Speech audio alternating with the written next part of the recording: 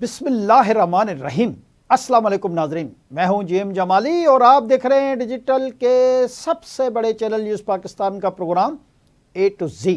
ناظرین، security forces نے شمالی وزیرستان اور ڈی آئی خان میں آپریشنز کے دوران بھارتی حمایت یافتہ فتنہ الخوارج کے 15 دہشت گرد ہلاک کر دیے۔ پاک فوج کے شعبہ تعلقات عامہ کے مطابق 15 اور 16 نومبر کو سیکورٹی فورسز نے خیبر پختونخوا میں 2 مختلف کارروائیاں کیں۔ ڈی آئی خان میں آپریشن کے نتیجے میں 10 خوارج کو جہنم حاصل کیا گیا، جس میں ان کا سرگنا عالم محسود بھی شامل ہے۔ ایک اور انٹیلیجنس بیسڈ آپریشن شمالی وزیرستان کے علاقے دتا خیل میں کیا گیا، جس میں سیکورٹی فورسز نے مزید 5 خوارج کو ہلاک کر دیا۔ آئی ایس پی آر کا کہنا ہے کہ سیکورٹی فورسز نے کلاچی ڈی آئی خان میں انٹیلیجنس کی بنیاد پر آپریشن کیا۔ آپریشن فتنہ الخوارج کی موجودگی کی مصدقہ اطلاعات پر کیا گیا۔ سیکورٹی فورسز نے دہشت گردوں کے ٹھکانے کو مؤثر انداز میں نشانہ بنایا۔ پاک فوج کے شعبہ تعلقات عامہ کے مطابق علاقے میں بھارتی سرپرستی یافتہ خوارج کے خاتمے کے لیے کلیئرنس آپریشن جاری ہے۔ غیر ملکی پشت پناہی یافتہ دہشت گردی کے مکمل خاتمے تک انسداد دہشت گردی کی مہم جاری رہے گی۔ دریں اثنا وزیر اعظم پاکستان میاں محمد شہباز شریف نے ڈیرہ اسماعیل خان اور شمالی وزیرستان میں فتنہ الخوارج کے دہشت گردوں کے خلاف 2 مختلف کارروائیوں پر سیکورٹی فورسز کو خراج تحسین پیش کیا ہے۔ وزیر اعظم نے ان آپریشنز میں فتنہ الخوارج کے 15 دہشت گردوں کو ہلاک کرنے پر سیکورٹی فورسز کی تعریف کرتے ہوئے کہا ہے کہ عزم استحکام کے ویژن کے تحت سیکورٹی فورسز دہشت گردی کے خلاف بڑی کامیابیاں حاصل کر رہی ہیں۔ انہوں نے کہا کہ پوری قوم دہشت گردی کے خلاف اس جنگ میں پاکستان کی افواج کے ساتھ کھڑی ہے، ملک سے ہر قسم کی دہشت گردی کے مکمل خاتمے کے لیے پرعزم ہیں۔ وزیر داخلہ محسن نقوی نے 15 دہشت گرد ہلاک کرنے پر سیکورٹی فورسز کی پیشہ ورانہ صلاحیتوں کو سراہا ہے۔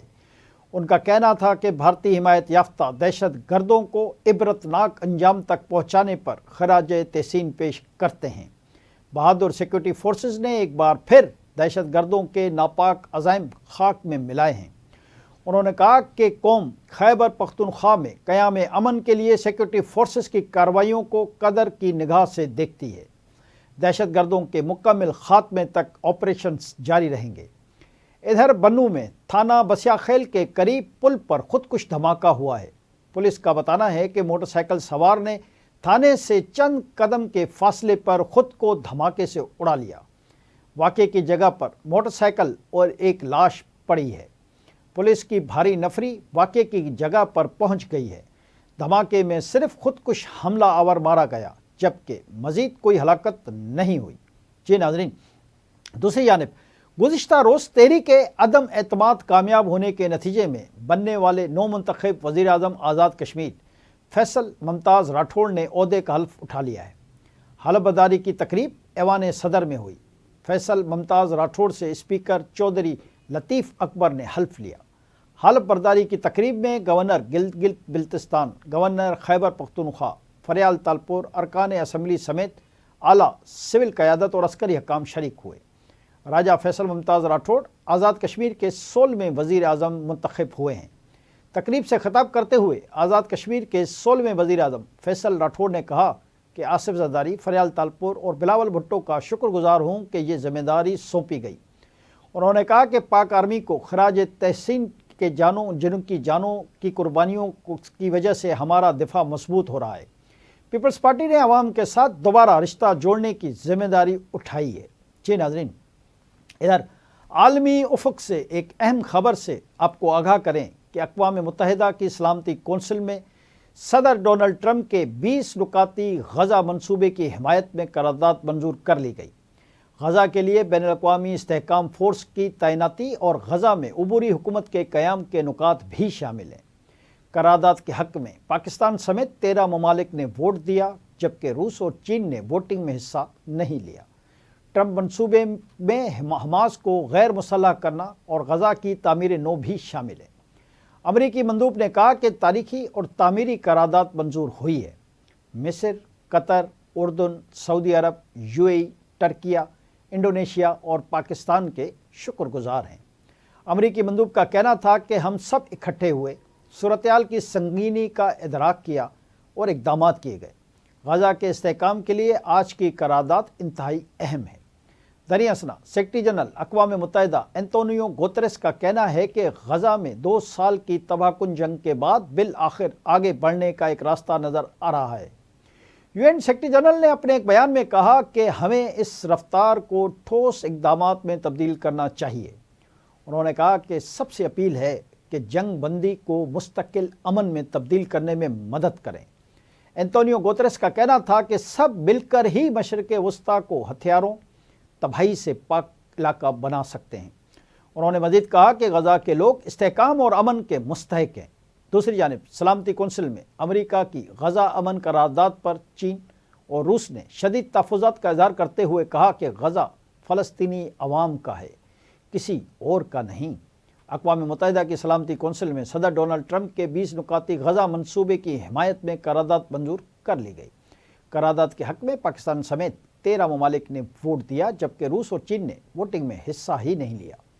قرارداد پر رد عمل دیتے ہوئے چین اور روس کا کہنا تھا کہ فلسطینیوں کا کردار، شفافیت اور استحکام فورس کے اختیارات سے متعلق اہم نکات واضح نہیں۔